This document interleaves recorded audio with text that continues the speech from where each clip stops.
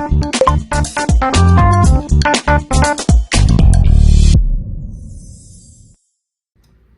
is Juvix with Juvix The Tech Guy. Today we're going to be doing a PlayStation 5 HDMI port replacement. These guys go bad all the time. Very simple repair for most micro soldering techs. Let's go ahead and get started. And there's our port. These things do not come soldered well from the factory, and they're very prone to breakage. Mainly because unlike the Xbox Series, Xbox One, which their ports had support front and back, not just side to side. One reason why these ports are notorious for breaking is because of the simple fact that they're anchored into the board only left and right. And when we think about an HDMI cable, most of the stress comes from plugging in the port, and that's only front to back. So these ports break quite often just because there's really no support for when you plug that cable in, front to back. So we're going to replace this port. It's not really much to it. First thing we do is we're going to add some flux to this guy. I like to add flux on the pins behind the port because as we heat it up, sometimes these pins, they can not release from the board and they can tear away traces. The next thing we're going to do is we're going to also add flux to our anchor points. Make sure that's focused for you guys. There we go. Add flux here as well.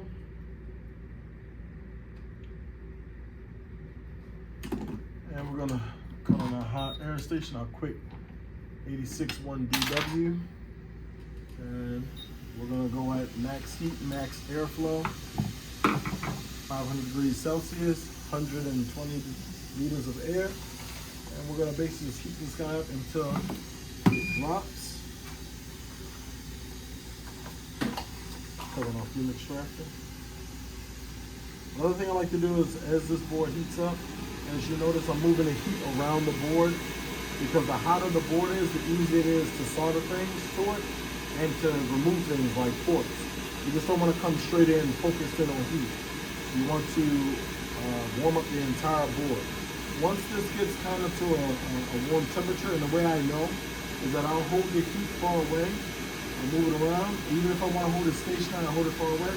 And I'll just essentially take my hand, even with these nitrate gloves on, and I'll put my hand, I'll touch parts of the board away from where the heat is being directed, and if it's hot over there, then I know it's hot when the port is.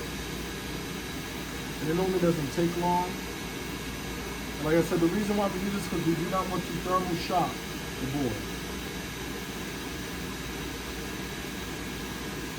Another thing I'm going to do is also I'm going to add solder to these anchor points, which not only helps the port drop out easier, but also when I reinstall the new port, it'll be more solder in the hole to hold on to those anchor points. Okay. I'll put some more there. And I'll bring the camera down so you guys can see where I'm adding the solder at.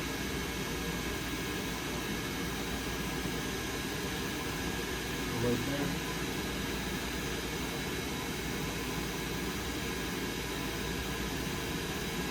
Now I'm going to concentrate that heat directly on the port.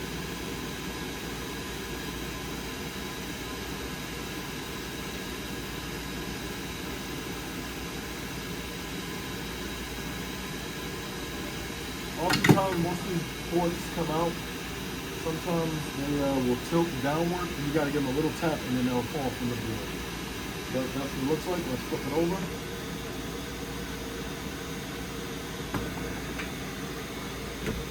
We're going to check to see that we don't have any broken traces or anything of that nature.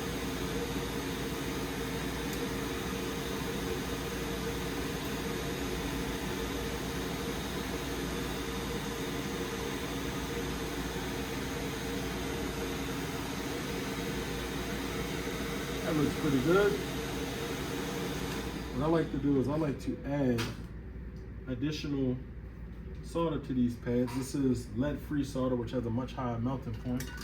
So I like to add some leaded solder here to these points just to help lower that melting temperature as well. These anchor points already have alloyed solder, so leaded mixed with the factory non-leaded. So now we're going to do the same thing with these pins on the board as well.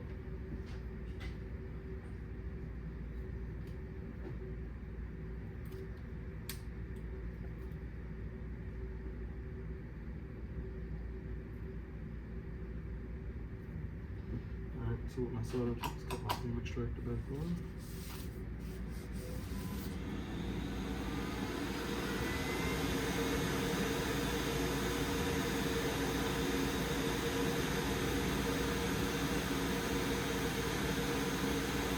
And I'm just moving that solder all along these different pins, making sure they all get solder on them.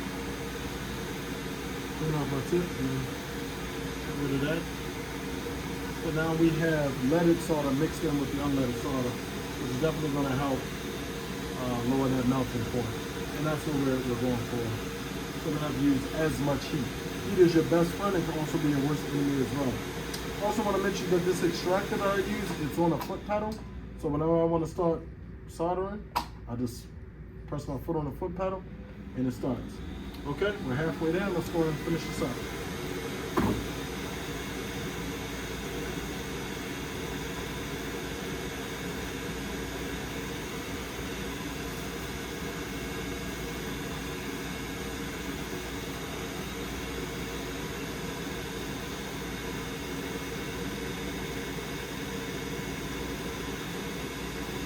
We're going to add a little more flux and we're going to heat from the bottom.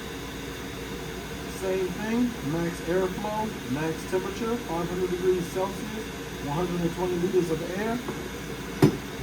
And what we're going to do is we're going to heat this up and we're going to see when it's ready for the port to be installed. Once the port is installed, we're going to pull the port forward because these ports, when you place them down, there's not a lot of space behind the pins to solder to the motherboard. So we actually slide the port forward, and that will give us more solder space as well. Once this solder melts, I'm going to insert the port into the board. I'm going to wait a few seconds, and then I'm going to go back in with heat. And the reason why is because I want the solder to really grab a hold of these pins on the back end.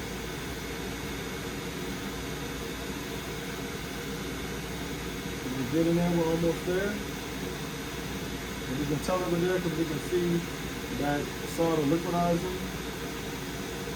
And eventually, just in case anyone on comments that, eventually we will record from the microscope so you guys can get a better, clearer view of what we're doing here. So now that it's hot, we're going to take our port, just place it right in there. And so I'm going to tilt the port, wait a few seconds, and then underneath, I'm going to keep heating this up until I see the solder on the side. You probably can't see it from that camera angle, but the solder and the anchor joints, once I see them solidify, then I know that that solder has not only secured those anchors in, but that solder has also secured itself in the back of those pins as well. Give it a couple more seconds here. 5, 4, 3, 2, 1.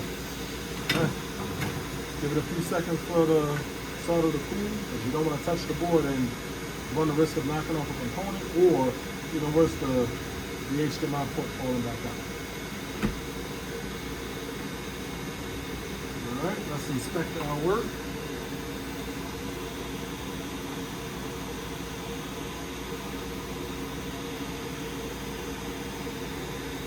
Now, pretty much all those pins are soldered, but we don't do half jobs here.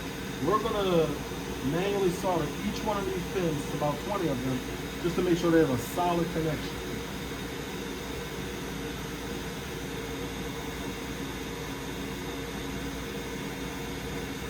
I'm going with a little more flux.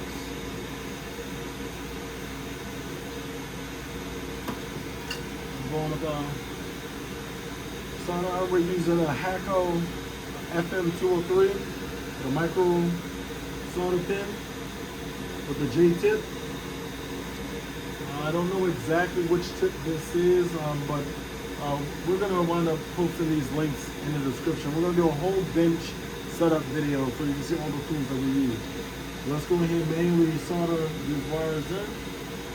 Adjusting the camera a little bit.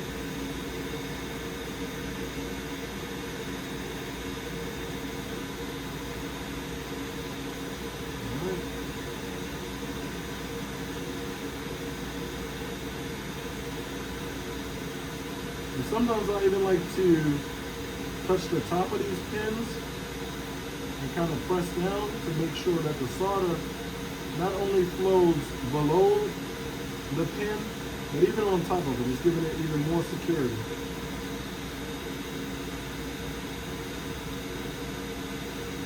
A lot of people get nervous when soldering around this capacitor.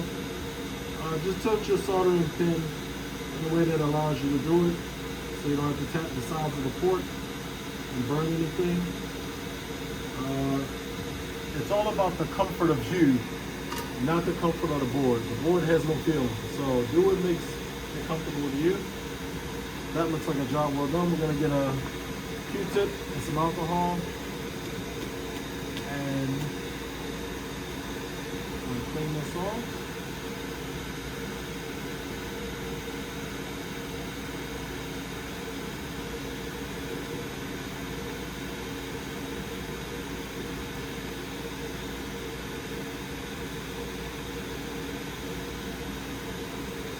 These are no clean white, it leaves no residue behind.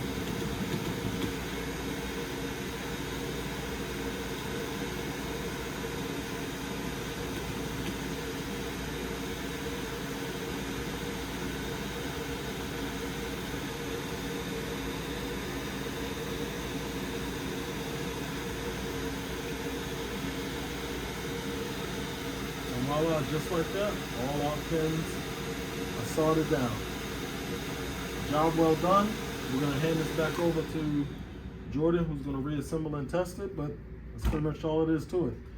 I also want to mention another thing. When it comes to soldering these HDMI ports, please make sure that before you reassemble them, you actually check each pin individually. I can do it quite easily via eye inspection, but make sure that each pin is actually soldered down. And that's pretty much all it is to it. If you guys have any repairs, we're located in Baltimore, Maryland. We'll post a link to our address. We do console repair, computer repair, phone repair, micro soldering, and a whole host of other repairs as well. So if you are in the Baltimore area, or if you want to mail in your repair, we'll leave a link in the description to where you can reach us. And we do mail-in repairs. Typically, we try to get them done a day or two once we receive them as well. But this is Juvix from Juvix The Tech Guy signing out.